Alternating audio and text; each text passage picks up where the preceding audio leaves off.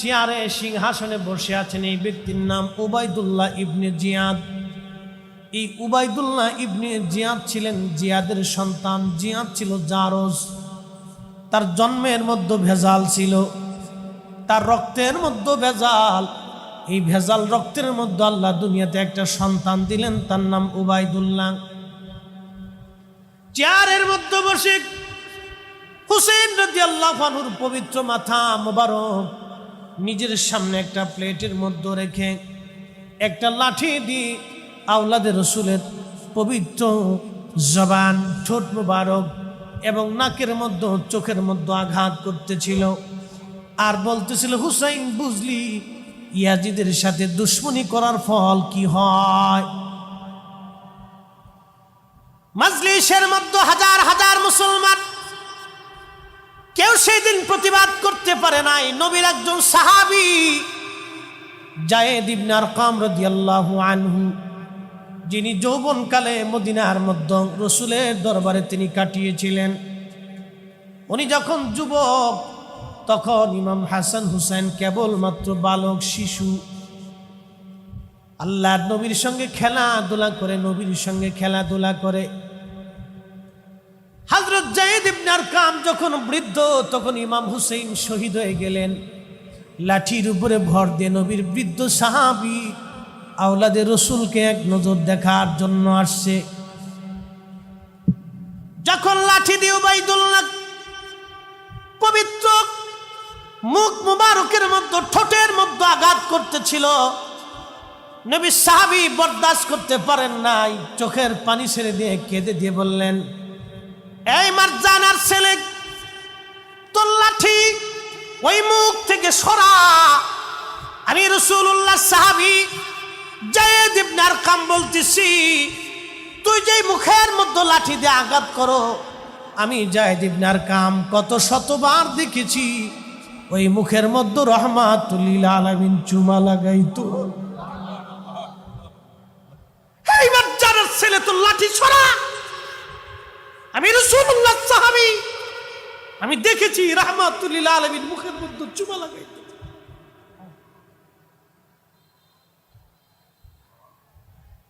Ubaidullah ডাক দিয়ে বলতেছে, এই বুড়া, তুই যদি বৃদ্ধ না হতি তোকে এখানে কতল করতাম। যায়েদ ইবনে আরকাম চিৎকার দিয়ে বলে উঠলেন, মারজানার ছেলে, খোদার কসম করে বলে আমি রাসূলুল্লাহ সাহাবী, একবার না, তুই যদি 1000 বার আমাকে শহীদ করে দাও, 1000 বার যদি আল্লাহ আমার জীবন দেয়, রাসূলুল্লাহর পক্ষে 1000 বার জীবন দিতে রাজি আছি। চিৎকার মেরে বলেন আল্লাহু আকবার।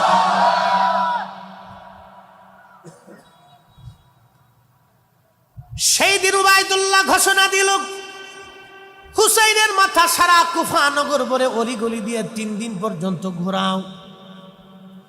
আহা, 3 দিন পর্যন্ত ঘোরানো হলো। 3 দিন পরে নিয়ে যাওয়া হচ্ছে এই মাথা মোবারক সিরিয়ার দিকে। নিয়ে যাওয়ার সময় সৈন্যরা পথের মধ্যে রাত হয়ে গেল। একটা গির্জার পাশে দেখলেন, গির্জার পাদ্রী জিজ্ঞেস করলেন, পাদ্রী, যদি রাতটা তোমার গির্জায় আমাদেরকে থাকার অনুমতি দাও, তাহলে কিছু পয়সা করি তোমাকে আমরা গিফট দিয়ে যাব।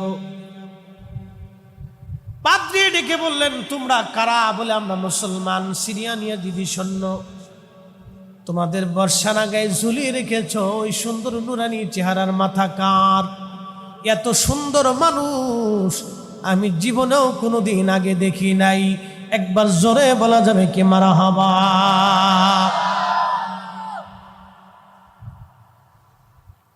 পাদ্রী ডেকে বললেন, সিরিয়ান সৈন্যরা, ওই পবিত্র মস্তক কার? এত সুন্দর নুরানি চেহারা, জীবনে কোনোদিন আমি এত সুন্দর মানুষ দেখি নাই।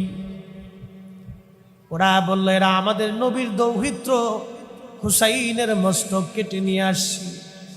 পাদ্রী আফসোস করে বললেন, তোরা কিসের মুসলমান? আমরা খ্রিস্টান।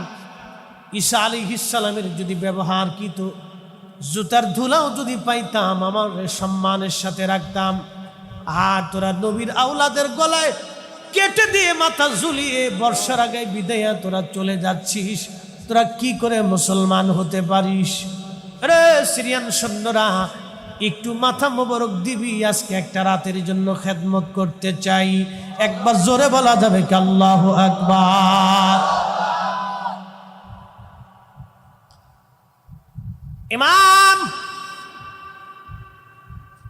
হযরতে হাইতামিয়া শাফি as-সামাইকুল মুহরিকার মধ্যে লেখেন, ওই পবিত্র মস্তক মুবারক নিয়ে যা হচ্ছিল, পাদ্রী বললেন, মহিলারা কারা?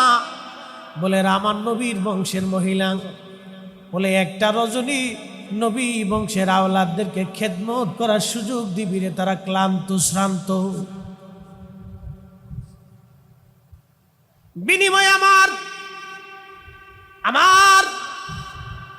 এই গির্জার ভিতরে 10,000 স্বর্ণ মুদ্রা আছে রে সিরিয়ান সৈন্যরা। 10,000 স্বর্ণ মুদ্রা তোদেরকে দিয়ে দিব। আজকে একটা রাত্রের জন্য হুসাইনের পবিত্র মস্তকের খেদমত আমি করতে চাই, আওলাদে রসুলদের খেদমত করতে চাই। যদিও আমি মুসলমান না, আমি একজন খ্রিস্টান পাদ্রী। দিবি তোরা 10,000 স্বর্ণ মুদ্রা দিবি। একসাথে বলা যাবে আল্লাহু আকবার। আর আমরা শুহাদা কারবালা মাহফিলে 10 টাকা দিতে গেলে বিরাট কষ্ট হয়।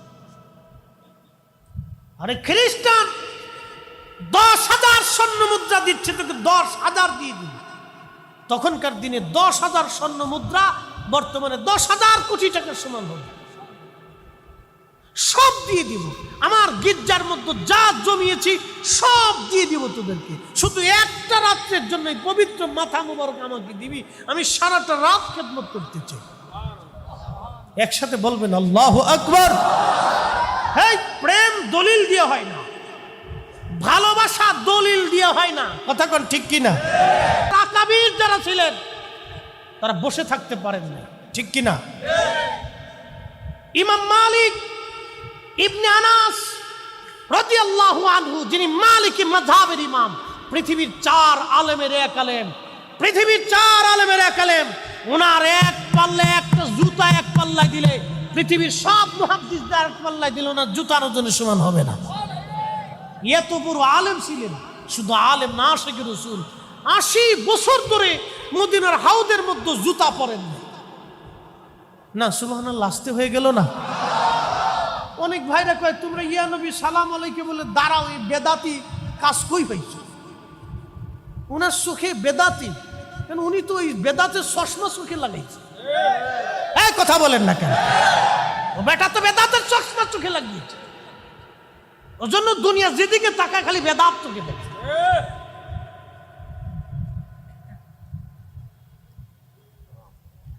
হযরত ইমাম মালিক 80 বছর ধরে মদিনাতে জুতা পরেন নাই। পার মধ্যে কতবার ফুসকা পরে ঘা হলো, রক্ত পড়ল।